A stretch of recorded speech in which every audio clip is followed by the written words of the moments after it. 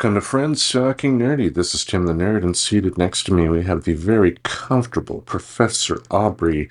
And there's something positive and something negative about talking about the past the older you get. On the one hand, it's great to relive nostalgia. On the other hand, you get to relive the fact that you've passed a lot of time in your life. And this week, what we wanted to do in a positive way is talk about our 5 favorite songs from the year 1985, which happened 40 years ago. Isn't that remarkable? Indeed, it is. That was the year I was, to start the year, I was in the 3rd grade. At the end of the year, I was in the 4th grade. And I gotta say, at that particular time, I wasn't connected to music as much as I would become. Like, I had favorite songs, and I did have the Rolling Stones, who I always liked, but I never really checked out music until like a year or two later, thanks to MTV. But you had a different experience. I think you were watching MTV at this particular time, or at the very least, listening to pop radio. Oh, yeah, absolutely. I was very plugged into the 80s music scene, I think, for an 11-year-old in 1985. So, Yeah, you were not going to be an A&R person for a record company, but you enjoyed music. I mean, I didn't know. It was the only music that I knew outside of what my parents knew. Do you know what I mean? Yeah. So it felt like, oh, this is my music Yeah. because it's from my youth. And there were things I really, really liked. There was also a lot of stupid shit, like So Terrible. And you really have to know what was good. But that's the beautiful thing about music, too, is that sometimes it will take you time to learn what is good. Because I say this from experience. There was a time to where I paid money to see Kid Rock in concert. And like, based on what my musical knowledge is now, he's a parasite, a musical parasite. He's like the rock version of the novel Ready Player One, to where the author of that book basically would like make out lists like halfway through the book about like all the movies and TV shows and video games he's played over the years. Mm-hmm. And I know there are people that do enjoy that book, and great, thumbs up. I know the Reverend Tracy's one of them, but like, I don't. At my age, I guess I'm 48. I'm not exactly elderly, but getting there. Mm-hmm. And but I still think it is intellectually lazy to do that whole, I like this, and this, so you must like me. Because Kid Rock, in the lyrics of his song, would, in some of his songs, like American Badass, which was taking the Metallica song Sad But True and adding different lyrics on top of it. Mm. And like he would, in the lyrics in his song, I like Run DMC and David Allen Coe and this person and that person. It's like, shut the fuck up.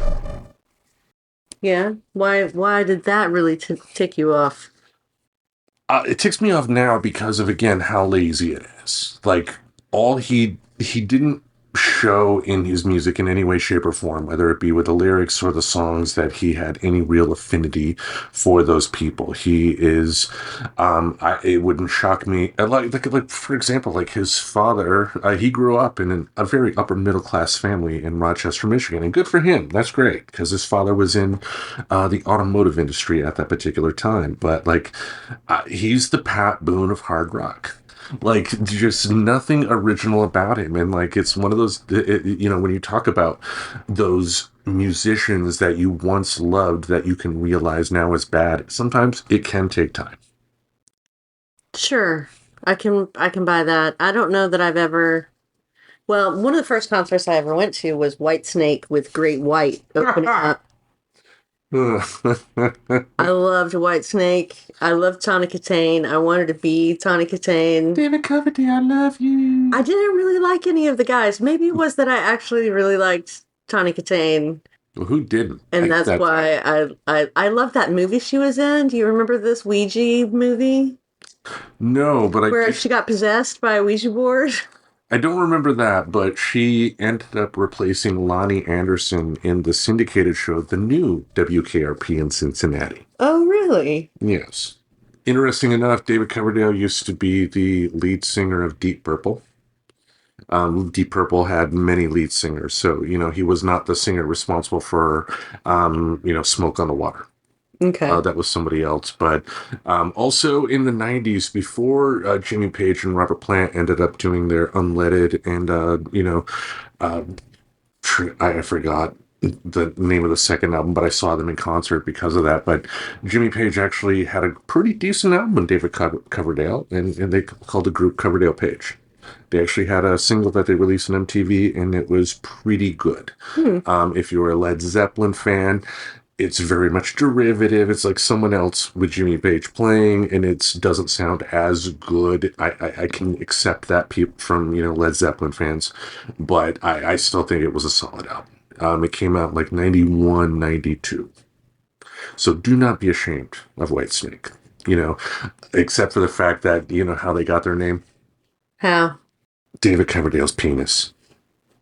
Well, that's not surprising at all. They called it a There was Whitesnake. this, in 85, there was still this very promiscuous attitude.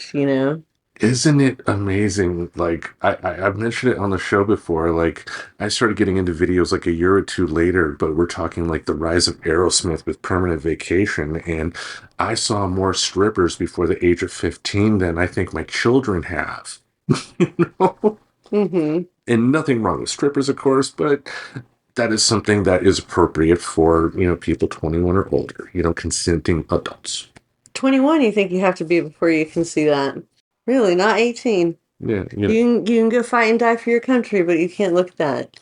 Yeah, I mean, is it on the level of cigarettes? No, but unless we are talking about a strip club that did not serve alcohol, then that's a different story. Then it can be 18.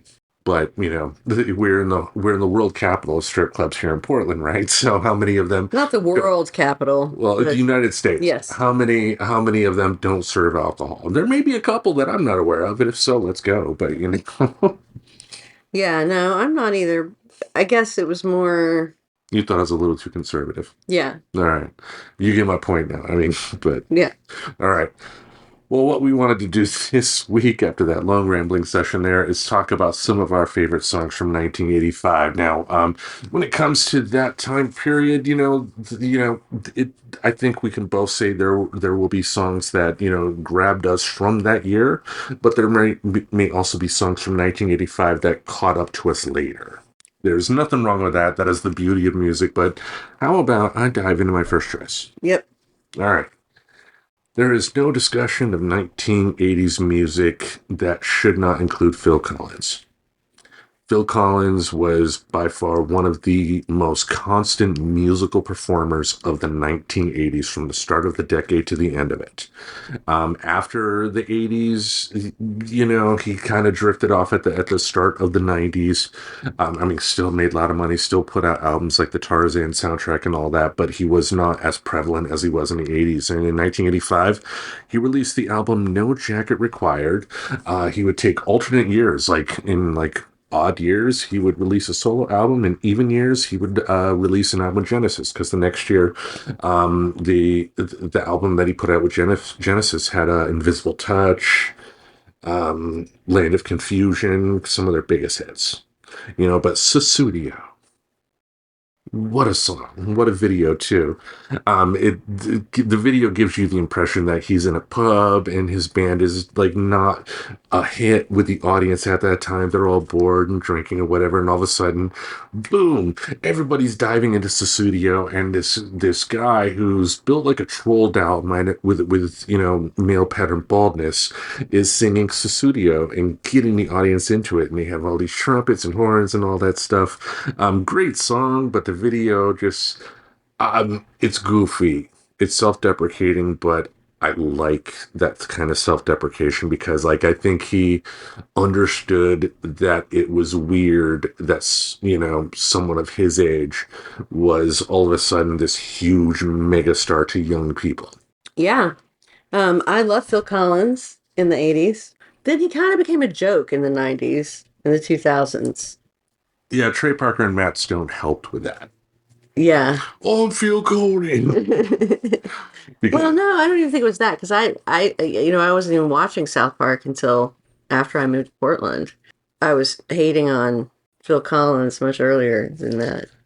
And there is something to be said about how much Phil Collins content was put out in the 80s. Like, it's great that he had that creative burst, but as someone who can say that he's probably a greatest hits fan of his at best, meaning someone who would have no problem putting money down for a greatest hits collection, but not necessarily trying to buy every single album. Right. Like I think he should have lived by the mantra of less is more, but he's going to die far richer than I will ever be. So what do I know?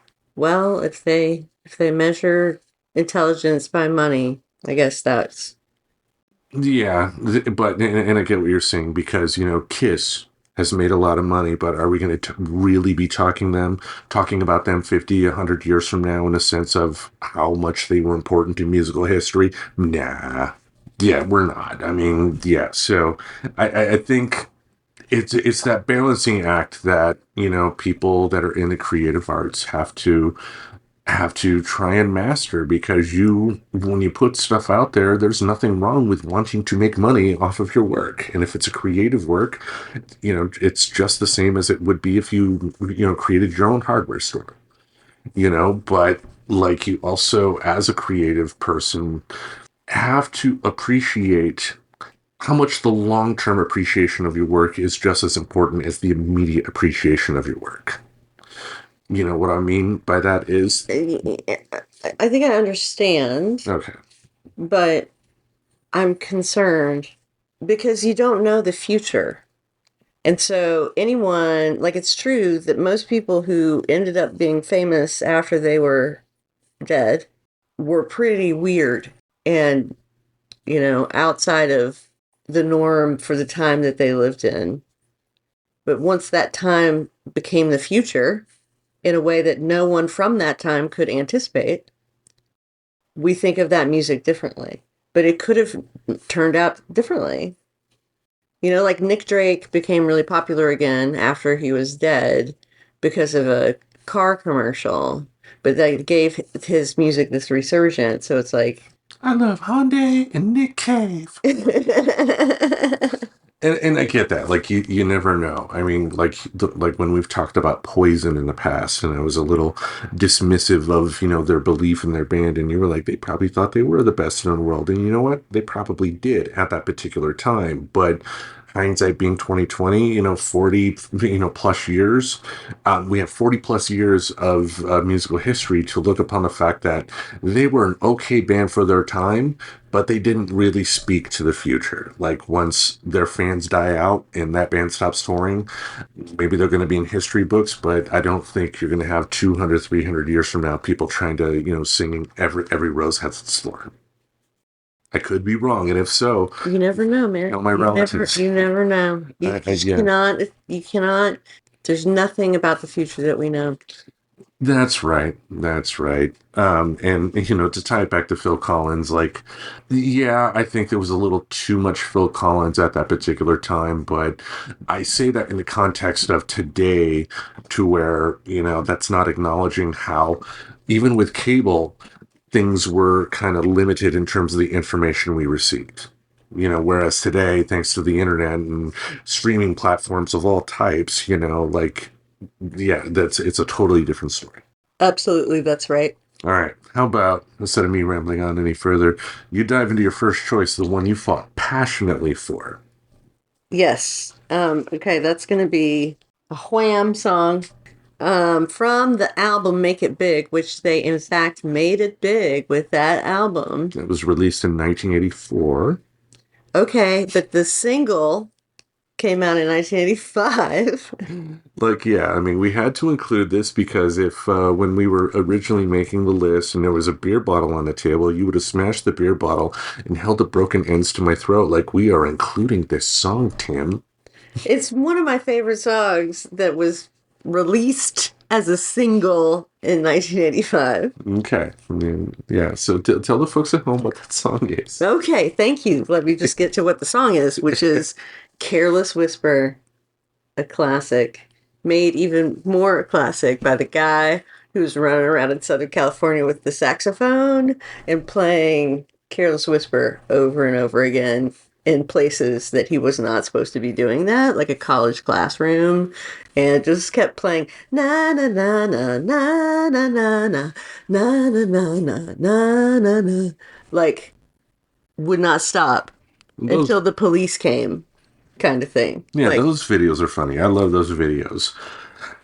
The song does not speak to me. I will say it judiciously. But why did it speak to you so much? Why were you so fucking passionate about this? well, it was really good, and I just remember it being a summer hit and spending a lot of time that summer when I was 11, 12 years old, not doing much of anything.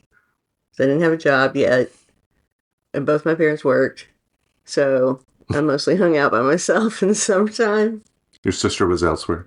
Well, she had her own things she was doing. Ah. I had my own things I was doing. Get out of my room. Don't you see the do not enter sign? Yeah, she put a lock on her door. Anyway, I picked that this shit. was long, long ago. Long, long ago. I kicked the door down. Anyway, I remember it being just like a really wonderful summer and the song being out, and it was a romantic song. It was about love and relationships, something I had not experienced. So I don't know why I liked it so much, but maybe because it was really popular when that was a formative moment for me. I get it. Like 3 years later, Patience from Guns N' Roses came out. And, if you had told me to say one letter to a girl, I would have freaked out, had an anxiety attack, and would not have been able to do it. But, I heard that song and it was super deep at the time. Like today, listening to it with, all my knowledge as a 48-year-old, yeah, a little simple. Mm-hmm. But that does not take away from the initial enjoyment of that song. And I'm sure that's probably the same way you feel. Right, it's that naivete, Mm-hmm. Yeah. Yeah, like I've made it no secret, whether on this show or the other podcast, Tim's Tremendous Tapes, that I respect George Michael, but the Wham era was just not for me. Yeah, I mean he was obviously brilliant, and it is interesting to look back on his interviews on MTV, his videos, his stuff, and think about what a really musically gifted person he was. I think he understood what the MTV exposure could give him, but he also, after the Faith album, he only put out one more album, I believe, that got MTV playback, but that was very much intentional. That was the Music for the People album with Freedom 90 on it. Like he realized what MTV could give him, but he also, I guess at the end of the day, he realized that he was not an artist that he didn't feel he needed to be the type of musician that played stadiums. He wanted to be the guy that played theaters that played to 5,000, maybe 10,000 at the very most, but more intimate. Mm-hmm. And yeah. Is that what he's done?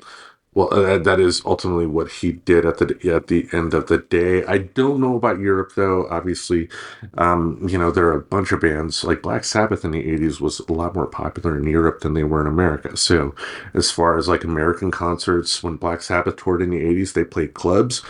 Overseas, they played stadiums. Mm-hmm.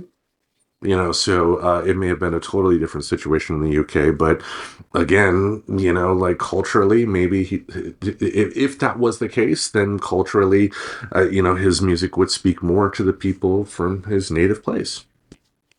Sure. Yeah, that's right. Careless Whisper. Careless whisper. Yeah, that's right. Shall I go on with my next one? Yes, please do. All right. This is from the album Brothers in Arms, which was the very first CD that was the first major selling CD ever made from Dire Straits. The song in question had one of the most interesting videos of 1985, but if you look at it today, most people their reaction would be, I can make that video on my computer right now. Money for nothing.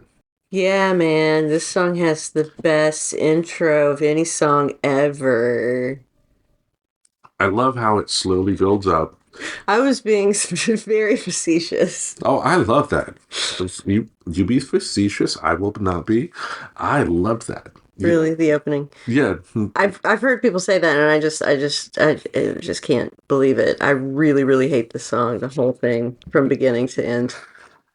For me, what hooked me more than anything is the opening riff. Just how it's played. I sometimes there can be songs to where when I hear them, I have visuals that will pop up in the head too, and I could easily see this opening up like some sort of like action movie or something like that. Uh-huh. You know, type of deal. But why do you hate it so much? It's just dumb and sounds bad. Sounds like farts. Really?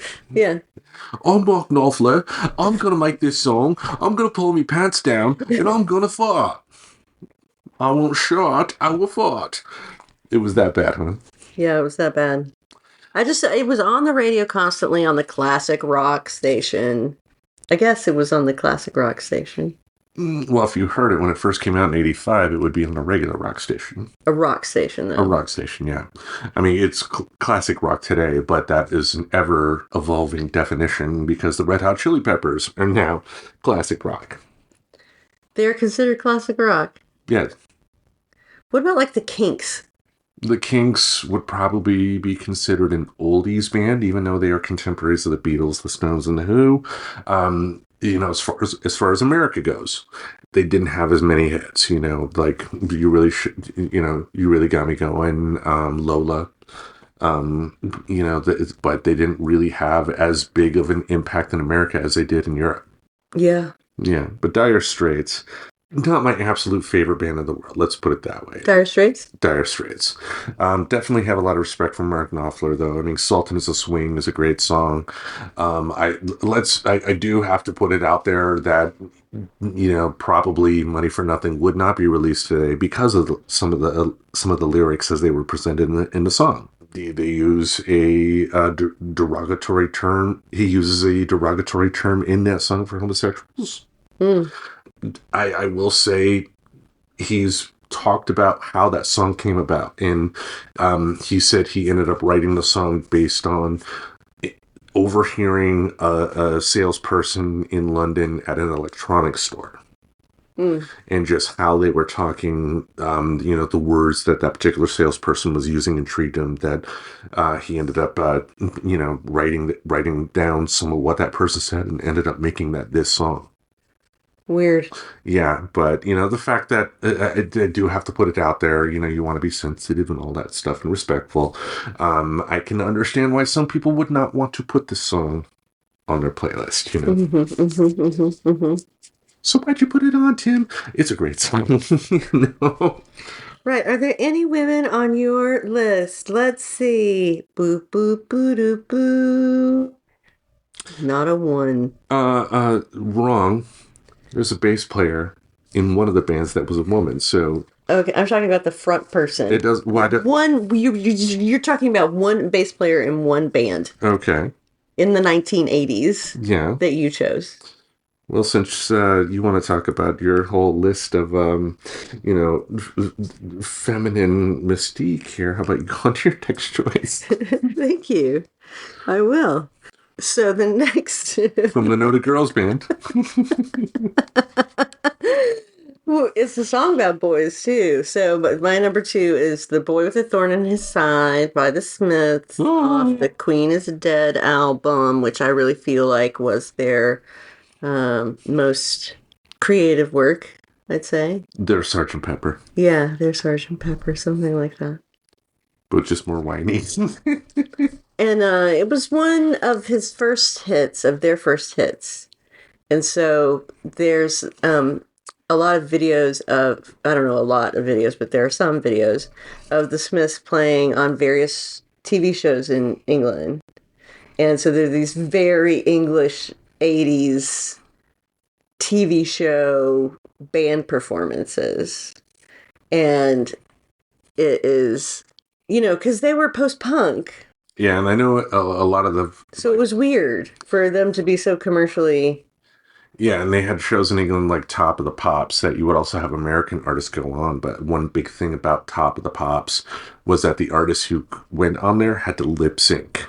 Mm. Nirvana was actually on there at one point, and once they heard they had to lip sync, they went all out in terms of making fun of it. Kurt would not make an effort to look like he was actually playing the guitar, just Uh-huh. like up and down and up, like he was a Chuck E. Cheese character. Uh-huh. And they would just mime it real, even though I mean, the lyrics that they were miming came from the actual album itself, so like it was really intense, but they would just look at the camera and play. I mean, it was really like a Chuck E. Cheese version of a Nirvana song, and it was funny, but I can see how seeing the Smiths doing the same thing would be a little weird to see.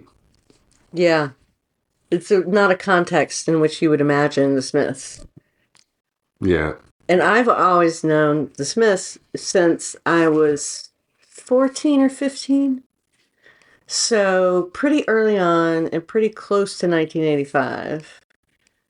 I was just on the end of like the Tom Tom Club and the sort of 80s new wave stuff that was going on.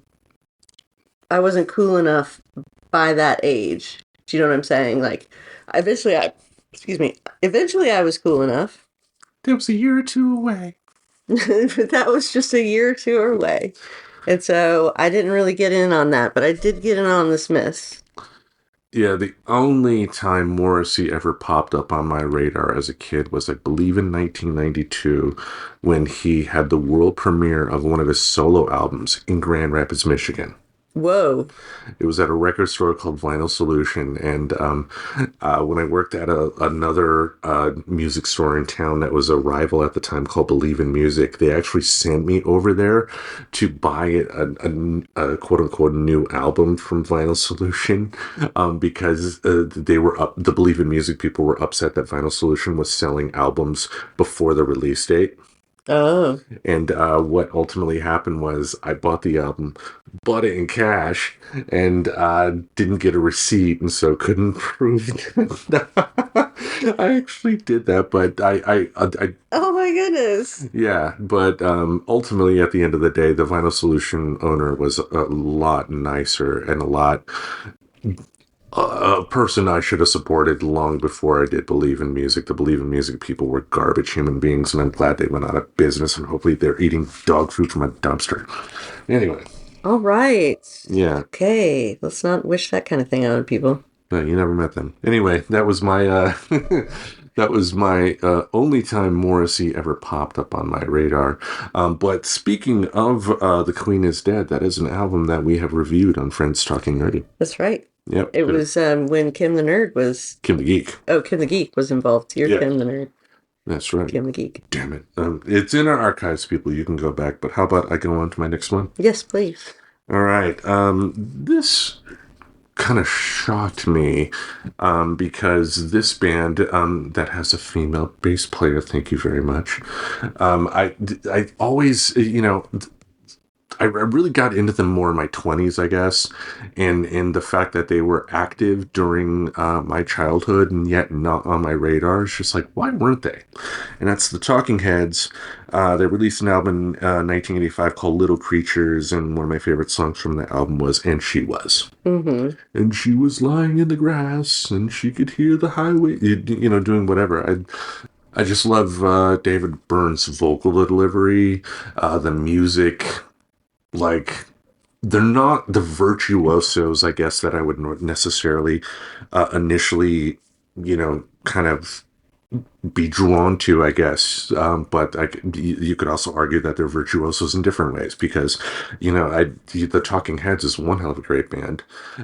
They were, active during my childhood, people, and she was one hell of a great song. What do you think? Yeah, I mean, I love the Talking Heads. But really like this song. Do you know the Good bass choice. player's name? No, I don't know the bass player's name. Well, how dare you? Sarah. Solidarity? Yeah, Sarah. No. Sarah Smith. Yeah. Tina Weymouth. Oh, Tina Weymouth. Yes. I say, oh, like I know who that is now, but I don't. Yeah, you're like, oh, her? Yeah, that's right.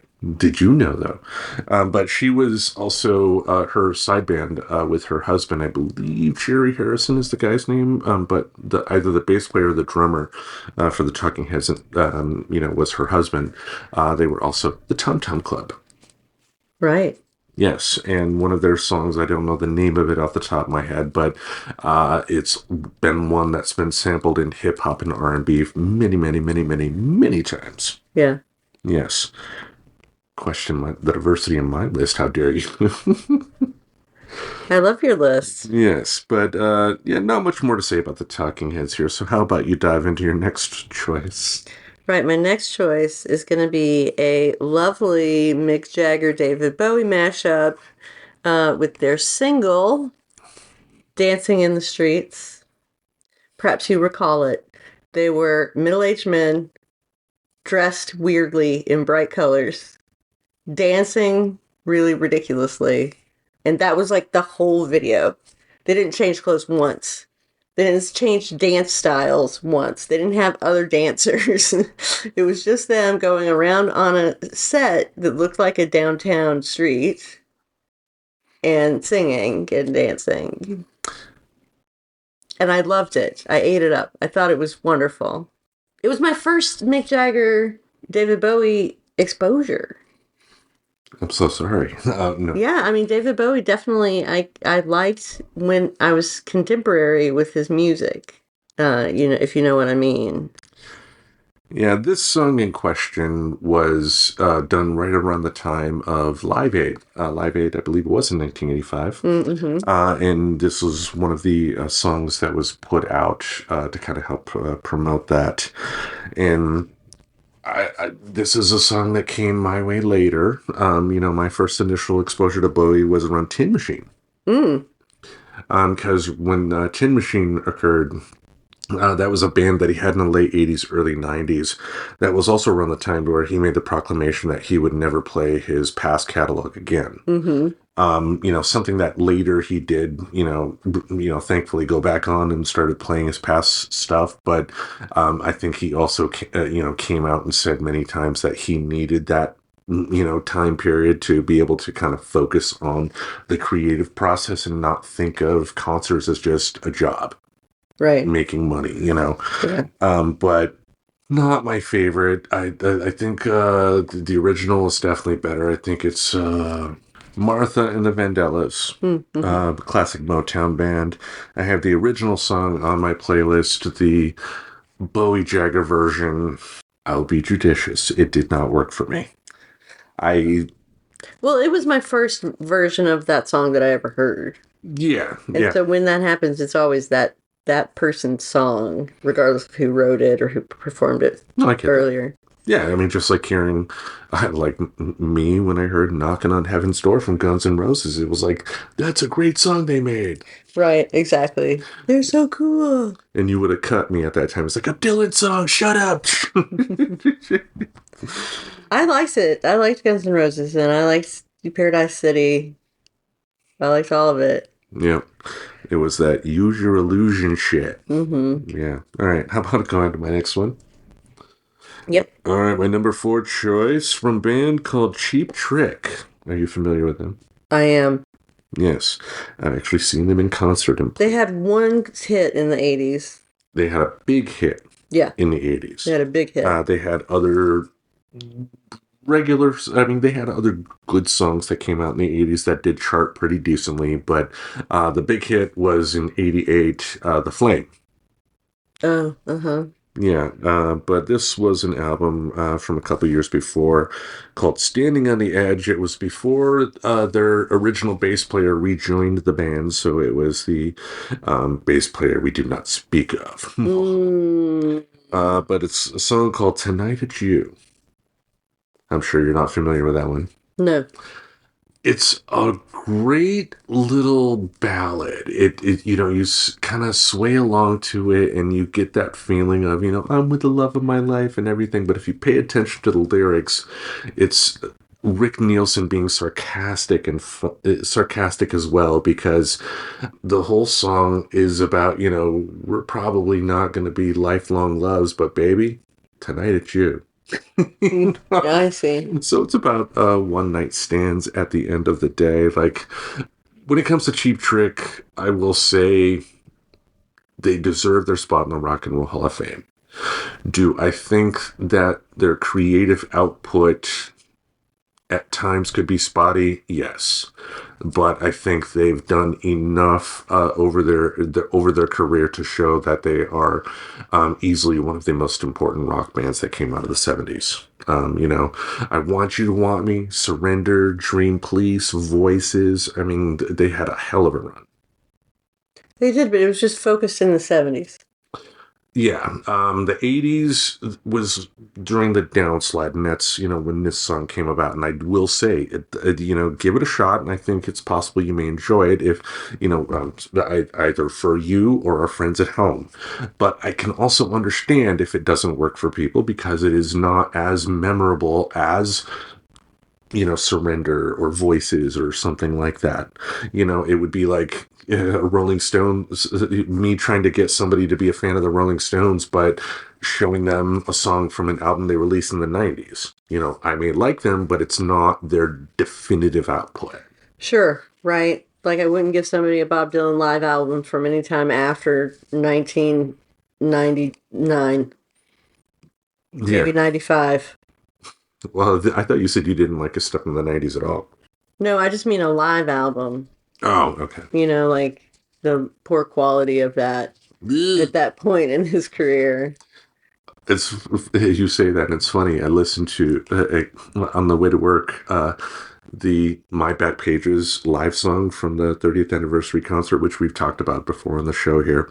I was listening to that on the way to work, and it was funny. Like Bob Dylan missed his cue, and you could hear it with the volume. I always have my volume all the way up anyway, so I heard him kind of like miss his cue vocally and jump in earlier than he should have. Mm, well, Bob. Yeah, poor guy. I know. How about you go into your next choice? Okay, well, my next choice is going to be Don't Come Around Here No More from our friend Tom Petty and the Heartbreakers off the album Southern Accents, which was the album that was very popular in the mid 80s from this band. It was the first exposure I had to Tom Petty and the Heartbreakers. And, it's weird when people are already famous, but you haven't been aware of them. Right. So they got famous.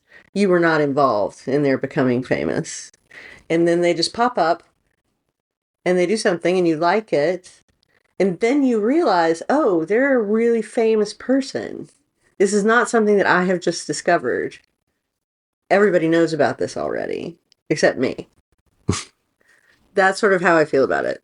I think anybody, any young person discovering a band that's 10 years or older, ends up having that feeling. I mean, I felt the same way about the Beatles when I, first discovered them at age 16. They were in the early '90s, pretty much established by that particular point. Yeah. They didn't need the proceeds from the sale of the Sergeant Pepper cassette that I bought at a pawn shop for $1 to to make it big. Nope. But I get that though. Tom Petty for me, it was his next album. No, I'm wrong here. It was not his next album. It was the album after that. That really made me a big Tom Petty fan at that time. Into the Great Wide Open. Mm-hmm. And then at that point, I dove back and explored some of his previous albums and some of the songs that came from that. But I mean, what can you say about Tom Petty? He was one of those musicians like a Neil Young that no matter the era, he could still speak to people.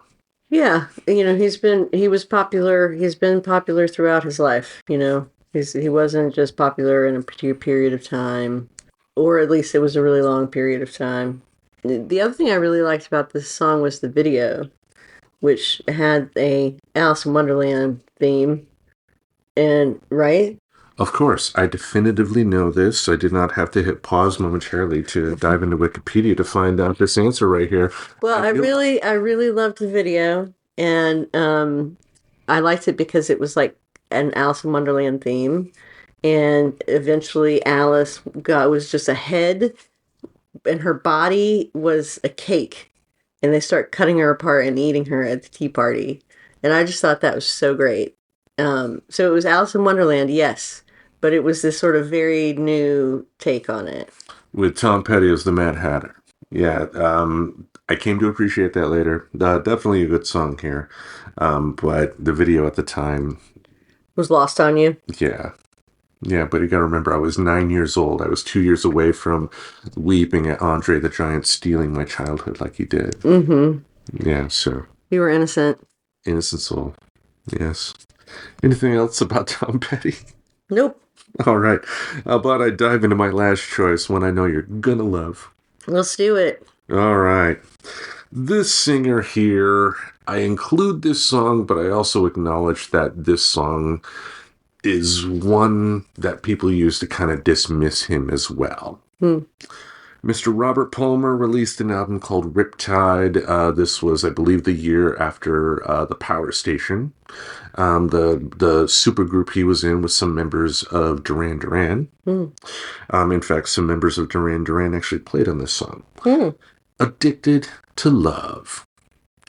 The video, of course, is considered a classic video of the era, and he created it, him alone and nobody else. He set up the camera and he played all the. No, the whole premise of the video was to make fun of MTV videos at that time and how they were so much devoted to the male gaze Uh-huh. in terms of sex sells. Right. Of course. Of course he has this justification for what was a very sexist video. How was it sexist? Well, it portrayed women in a very one-dimensional way. They were designed for the male gaze. And so you, Robert Palmer, don't get to turn that on its head. Women do. It's not for you to be. It's Shania Twain who should do it. Yeah. I get that. It's like they can't even do this protesting by themselves. They have to have Robert Palmer. Anyway, I don't like the song. I don't like the guy. I don't like the video. I think you are missing out, though. He has a great catalog of music to where he dived into a number of different genres seamlessly, and that is kind of hard to do. I mean, if we go back to the Willie Nelson documentary, for instance, they did talk about how when, he sang the duet with Ray Charles, Seven Spanish Angels, how there was kind of concern that with Ray Charles being an R&B singer, could Willie Nelson as a country singer kind of match up with him? And the results have shown, of course, it worked. But, think of, like a heavy metal singer being put with like a folk singer and trying to create a song, that doesn't make the heavy metal singer bad at what they do. That doesn't make the folk singer bad at what they do. But sometimes different musical genres, I guess, don't work together. But, when it comes to Robert Palmer, like, it's like I love this song, but it would also be great if this song was not there, along with Simply Irresistible, which was essentially Addicted to Love, the sequel. Uh-huh. Because of the fact that if you ask the average person on the street anything about Robert Palmer, it's going to be one of those two songs and pretty much nothing else from the rest of his catalog. Mm-hmm. Then why'd you choose this song, Tim? It's still a good song, but there's much more. Drones on and on. Like it's very unoriginal and. Well, but at the time that it came out, I mean, at the mid '80s was, you got to think Betty Ford was one of the first people that, kind of opened up publicly about, talking about addiction and stuff like that, with the Betty Ford Clinic, one of the first, the addiction clinics in the world that came about. And so talking about addiction in the mid '90s was kind of Mid-80s. a new thing. Mid '80s, sorry, was kind of a new thing. Whereas today we know about this stuff, right? I think you're giving people a big pass because you know what? There was three waves of feminism, the first of which at the turn of the century. So, the second of which was during the 1960s, and the third of which was during the 1990s. What does that have to do with addiction, though? Well, I thought what you were saying Hmm. is that he was making fun of addiction No, because he was making a statement about feminism. no, the video was about feminism. The song was about, talking about being addicted to love. It was not even goofing on the idea of addiction or something like that, but just taking this, if people can be addicted to sugar, if people can be addicted to sex, they can be addicted to love. I know, but Robert Palmer did not come up with that idea. While I am not saying that he was the originator of that idea, I think, again, because talk of addiction at that particular time was still new in society, he put pen to paper and or the other people that helped write this particular, yeah, he wrote the song. He put pen to paper and, came out with this song. Do you know who was originally supposed to be the co-singer of the song with him? Willie Nelson. No. Chaka Khan. Oh, nice. Yeah, in Let me fact, love you, let me squeeze you, let me hold you, Shaka Khan. Shaka Khan, make me feel for you, feel for you. even though she ultimately did not sing on the song, she still ended up getting credit on the single when it came out. So Well, good. yeah, so yeah, He's throwing him a bone. Throwing the ladies a bone. here's Robert Palmer's bone. Oh. Anyway, so how about you go on to your last one here? Okay, my last one. Yes. Don't You Forget About Me. Simple Minds from the Breakfast Club soundtrack. So, The Breakfast Club was one of my favorite movies. I watched it approximately 1 million times. I watched it all like often up through college. I would watch it again today. I don't need to watch it very often, but like if somebody would had it and they were like, "Let's watch it," I'd be like, "Yeah, down for that." I would go watch it. So I love the song. It's the title song. Mm-hmm. Don't You Forget About Me. What? No. Yeah, we talked about that particular movie. I enjoy it. I would not say I'm a huge fan or anything like that, but as we've talked, I'm more of a person that enjoys spectacle with my entertainment, and you're Mm-hmm. not going to get spectacle with Molly Ringwald. No, of course you're not. Certainly not at this time. You would not. I don't. I'm not going to say that Molly is not capable of that. She's shown that she's very adaptable and versatile, creative person. No, she's definitely a great actress. Don't get me wrong. And but She's also a jazz singer. Did you know that? Mhm. Yeah, it's Yep. cool. The closest thing she came to working in something that would be considered spectacle, at least under my definition, was when she was part of the cast for the TV miniseries version of The Stand by Stephen King. I hate Stephen King. Oh, wow. No shock there. He sucks. Yeah, I just can't. He's too scary. I don't like scary stuff. Mm. Like, I don't think he's a bad writer. I just can't read anything that he wrote because it's all too scary. No, I get that. I get that. I mean, yeah, I read the one about the virus or whatever. The Stand. Yeah. Okay. I got through like 2 chapters of that.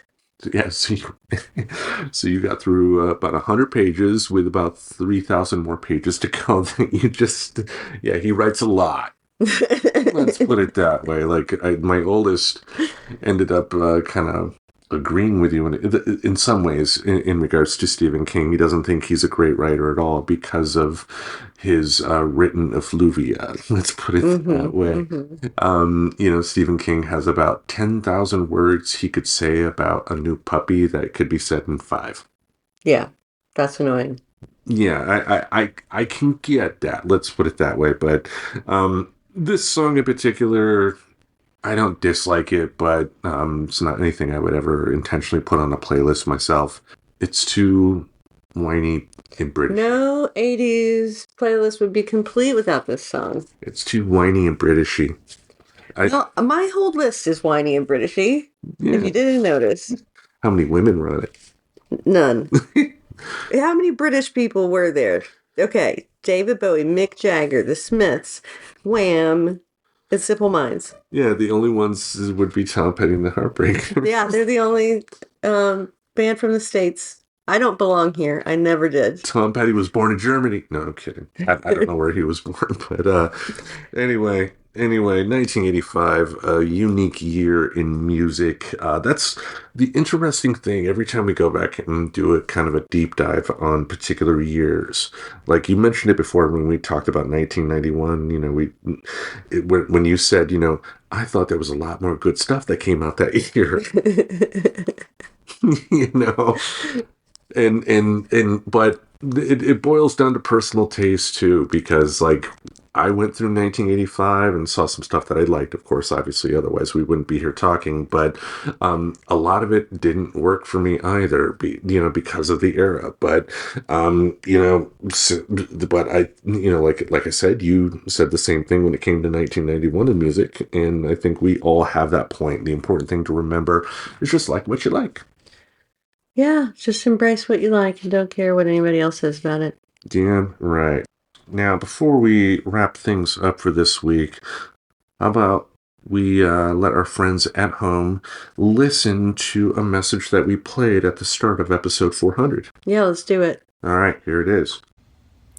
I want to give a huge congratulations to the hosts of the Friends Talking Nerdy podcast, Reverend Tracy, Tim the Nerd, and Professor Aubrey. Congratulations on 400 episodes.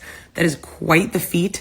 If that's kind of the thing where like, if you like say release a podcast once a week, that's 52 episodes a year if you don't do any sort of repeats. So 400, like that's a huge commitment. And not only is that a huge commitment from like a time and a editing and a promotional standpoint, but also it's a huge commitment to each other, because most people are very sick of each other after that many days working that closely together, talking about something they're passionate about. So if you guys are still able to be friends and still do this after 400 episodes, like more power to you, man. Whatever you're doing, like write a freaking book and sell it, make some money.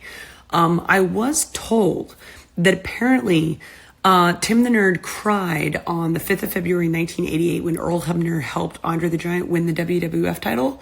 So we talk about this like this is a bad thing, but honestly, like, I don't know if you guys know this, but like back when Bryan Danielson first retired, there was this gif of this girl in the front row wearing a New Day shirt that was crying her eyes out because she was so sad. And that was freaking me. So guess what? Crying in wrestling is okay, because wrestling is what brings us together, and wrestling is what we're all passionate about, right? Like it is okay to cry in wrestling. Maybe not okay to cry in baseball, but definitely okay to cry in wrestling. So I'm just going to put it out there that Tim's on my side with this. All right, Tim, I got your back.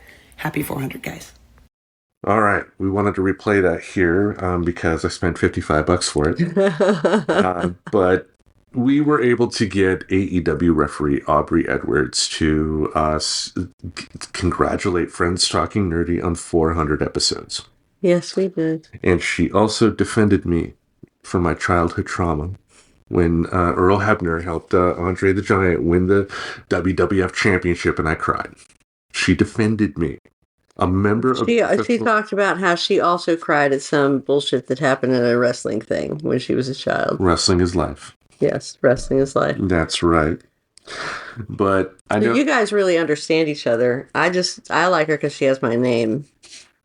That's the only reason I like her. No, and So for folks at home who don't know who she is a referee for professional wrestling on the AEW All Elite Wrestling Network. Not a network. It's two TV shows, Dynamite and Collision. Dynamite airs on TBS. Collision airs on TNT on cable.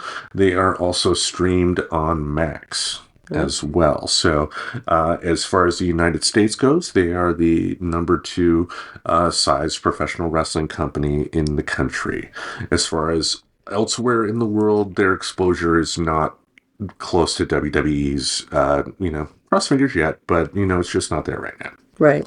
But more than anything, I'm glad that she took time out of her day to record that message. We were able to get it done via Cameo. It's so 2020, I know, but and if you think about it too, Cameo for, like people in her position, people in her position are people in the entertainment industry who may not be huge names, but, are still making a decent living. Like this is her version of, driving Uber. Having said that though, like with Cameo, one thing they don't tell you is some of the extra hidden fees. Because they tell you that this celebrity, you can get them to say whatever you want for X amount of dollars, and you think, great. And then you click on it, and then with the instructions that you're supposed to give the celebrity, you only have like less than 200 characters to write everything out. And I could not write everything that I wanted to say. But for 10 extra dollars, you have more characters that you can write, which sucked, but in this particular case, I felt, the end result was worth it. And then you go on to find out via Cameo that you can get it delivered within 24 hours for an extra $35, or for regular price, you can get it delivered within 7 days. I chose the 7 days options, but to Aubrey's credit, and for anybody that would consider going to Cameo and utilizing her, she delivered that video in less than 24 hours. Wow. So like I'm quite happy with the results that came from that, and I felt more than anything too, I felt the way she delivered it was genuine. And I also loved how when she started going hardcore talking about, when I was younger and I started crying at this particular event, she did a Dutch angle. You're like, what is a Dutch angle? Think of the Batman TV show from the 60s. Every time the villains were on screen and how the camera seemed crooked, that was a Dutch angle. Okay. And doing that is generally something that will be done in films when you want to, enhance the comedy. And I loved how she did utilize Dutch angle at the start of how she did it. So I really enjoyed it. Already a big fan of hers, but this really cemented it. Sure. She is the first female referee that ever officiated a world championship match. Wow. Yeah. Yeah, she's very cool. Yep. And she also has a history of working in the video game industry. Yes. But anyway, speaking of professional wrestling, we wrapped up a 6-part documentary. I may have talked about it briefly on the show as far as me seeing it. If I have not, forgive me. But we both have taken a chance to see this, and it is the Mr. McMahon documentary. That's right. What do you think? I think he is an absolute piece of shit. I agree. That's what I think. I think the world that he helped to create is so violent that it's very hard to imagine there's any redeeming quality to having children involved in watching these kind of stories with these kinds of props and these kinds of injuries. I get what you're saying. I say this as a fan of professional wrestling myself. I get what you're saying. And I think the fact that in 2025, the wrestlers are in a lot better working conditions than they were even in the 90s. Says a lot about how much things have changed. And I think with Vince McMahon finally being out of any sort of involvement in the WWE has helped in a lot of other ways as well. Like for me, I think, and this is just my opinion because I enjoy this art form. I do believe it is an art form. I think that done right, professional wrestling can bring a lot of joy to people, because like for as much of a scumbag as he is, the organization that helps the Make-A-Wish Foundation out more than anybody else is the WWE. John Cena is the celebrity that tops the list of celebrity who's met with more Make-A-Wish kids than anybody. When it comes to the performers getting into the ring themselves, in theory, I think people understand going into the world of professional wrestling that there will be bumps and bruises that will happen along the way. However, it is important for a company of that size to be able to give the right conditions for the workers so they don't have to be in a wheelchair or dead. Mm-hmm. I think back to the Owen Hart situation that was talked about in the documentary. I think the big failure at that particular date was the police in Kansas City, Missouri, Mm-hmm. because they should have put a stop to it. It should not have been Vince McMahon being given the decision of should the show go on or not. The cop should have said, this is a crime scene. The show needs to stop now. Yeah, it's a crime scene. How that didn't happen. I mean, the fact that they were wrestling on the thing that he fell on, that he died on with his blood on the ring, like, Nope, nope. I will correct you on that. Even though it was said in the documentary, um, earlier in the night, because earlier they had a TV show on the USA Network called Sunday Night Heat, and when it came to a pay-per-view, they would Sunday Night Heat would actually be live on the paper on the day of the pay-per-view as a way to, it was a 1 hour show. It was just a way of saying, hey, this is, the pay-per-view is about to happen in an hour. It's the last chance to say, hey, buy this, buy this, buy this. There was a match that happened to where one of the characters had like some fake blood.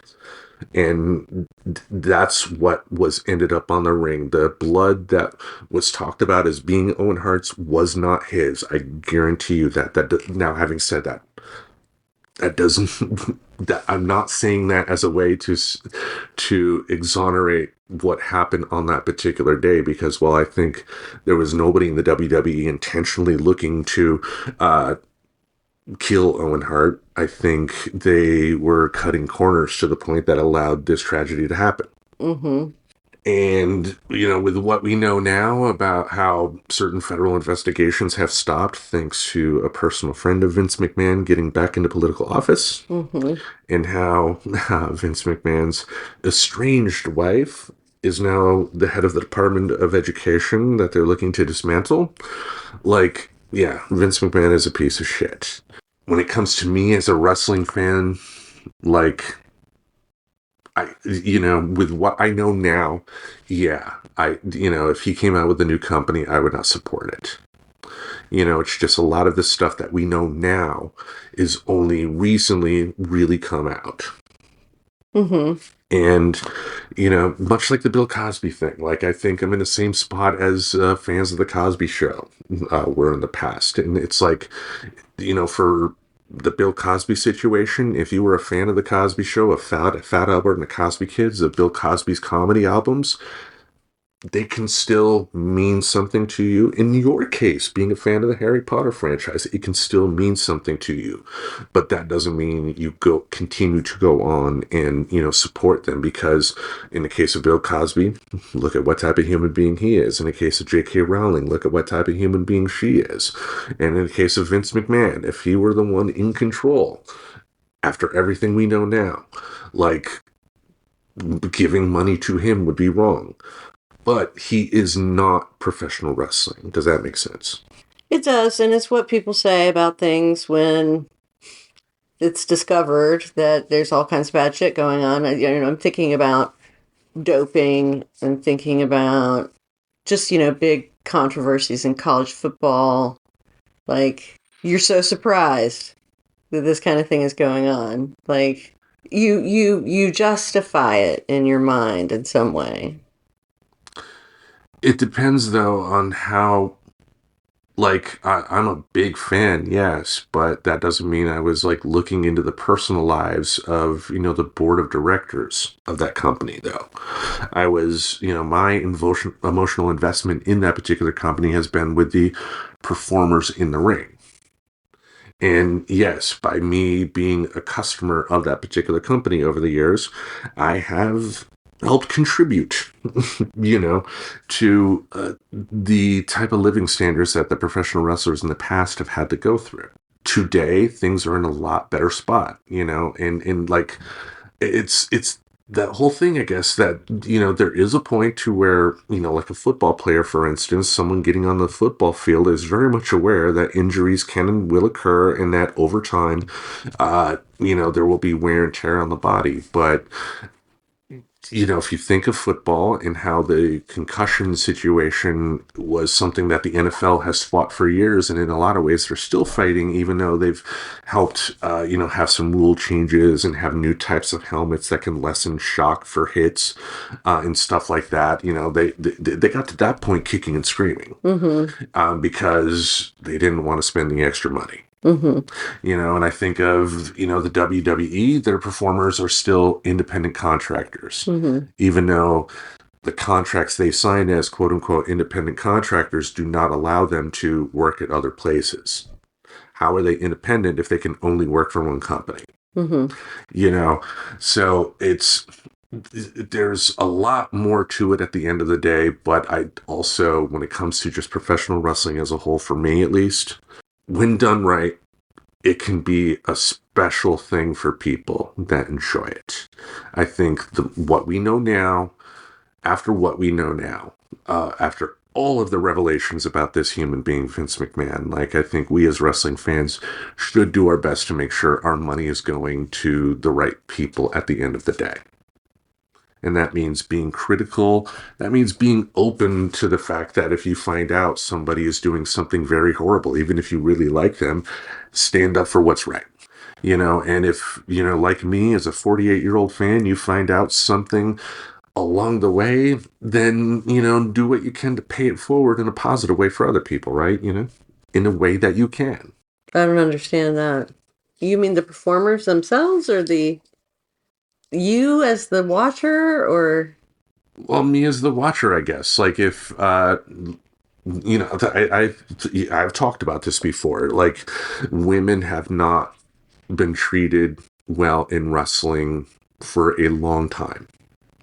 There have been a lot of bright spots over the year. In fact, there is a movie that is out in theaters right now, but in very limited release, and will probably be on streaming here very quickly, called Queen of the Ring, about Mildred Burke, who is a huge wrestling star in the 30s, from the 30s to the 50s. But I've only just begun to, hear about her. I was aware of the fabulous Moolah, who's was in a number of Cyndi Lauper videos, and was also someone that Cyndi Lauper has hit, during a wrestling match before.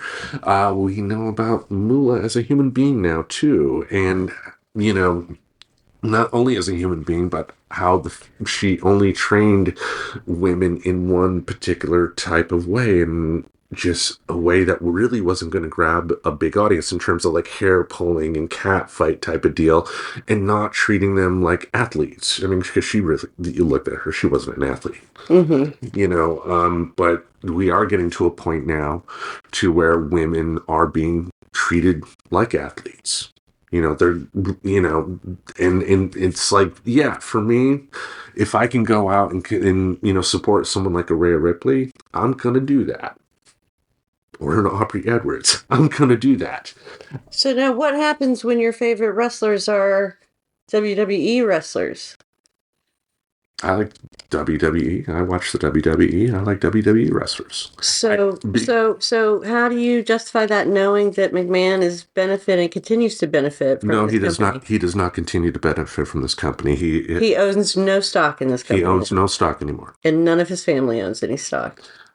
Did any of his family do the things that he did? Should they be responsible for? Is he going to get those resources? Those resources are available to him. What resources are you talking about? The ill-gotten gains of his abusing people while making all of that money. What do you mean? I mean, it's just like if J.K. Rowling comes out with something new, but then, I don't know, like she dies or something. And then you're like, well, I can buy it now because she's dead, and so she won't benefit. But somebody's benefiting who is directly tied to J.K. Rowling some way. Let's say she has a kid. but her kid has, and this is just theoretical. I don't know if she has a kid or not. She may not. But this is just going with your example. Let's say she has a kid, and that kid has come out and publicly distanced themselves from everything their mother said and did. Like, would that change your mind? And also with the Harry Potter example, I mean, we've talked about that before too. Like, when it comes to the books alone, you can go in any thrift store in the country and probably walk out with like 2 different sets of the complete books, and none of that money would go into her pocket. So it's like, in some ways, the Harry Potter stories can still live on without her directly, benefiting from it. Yeah. And I think it's kind of the case in this. And maybe this is a case of me, again, trying to justify the actions of a big corporation. But, I say this while recording our show on an Apple computer. I say this while, you've looked at messages from your iPhone. I say this while looking at stuff on my iPad. Like, we've all made choices to put our money with major corporations that at the end of the day, we still have problems with in some way, shape, or form. Mm-hmm. And it's an unfortunate byproduct of capitalism, and something you got to live with. Like, you didn't grow up a wrestling fan. You're not really a wrestling fan right now. So it's easy for you to say, I'm not going to watch it. And that's fine. That's a perfectly valid opinion to have. And I get that. For me, it's like, I grew up loving the art form, and I can rationalize it by, taking merchandise. If I bought a Rhea Ripley shirt, she's getting that money. A portion of it at the very least, but she's getting money out of it. Mm-hmm. She is directly benefiting from me investing in that particular shirt. I bought the Becky Lynch t-shirt. She got a portion of that sale. Doing that helps the wrestlers, because, I talked about when we reviewed the Royal Rumble episode that, merchandise sales are a factor in terms of whether a star gets pushed or not. And so if I'm buying Rhea Ripley merchandise, I am directly helping her. Mm-hmm. It may be a very small contribution, but I'm still directly helping her. And, I feel, for me, that's the penance I can give by, if I'm going to continue to watch this sport, I can do my best to uplift people that back in my 20s would not have been uplifted. Because Rhea Ripley, for as talented as she is, and how she still could have been amazing in, the late 90s, early 2000s, she wouldn't have been on TV. Mm-hmm. That's just a fact. Mm-hmm. Not attractive enough. In the classical... in the sense that they were looking at in the 90s. Like, right. Yeah, they were... a lot of the attractive women at the time were like 35-year-old stripper attractive. Right. And there's nothing wrong with 35-year-old stripper attractive, but very... 35 sounds so young. Yeah. Anyway. Anything else about that documentary? Nope. Anything else you want to say to our friends at home? Nope. You just want to wrap this shit up? Yep. All right. Each Monday, we'll have something in this podcast space to entertain your ear holes. Until we meet again, we bid you adieu. So long. Groovy, baby. Subscribe to Friends Talking Nerdy on YouTube Music, Apple Podcasts, Spotify, or wherever you listen to podcasts. Goodbye, darling.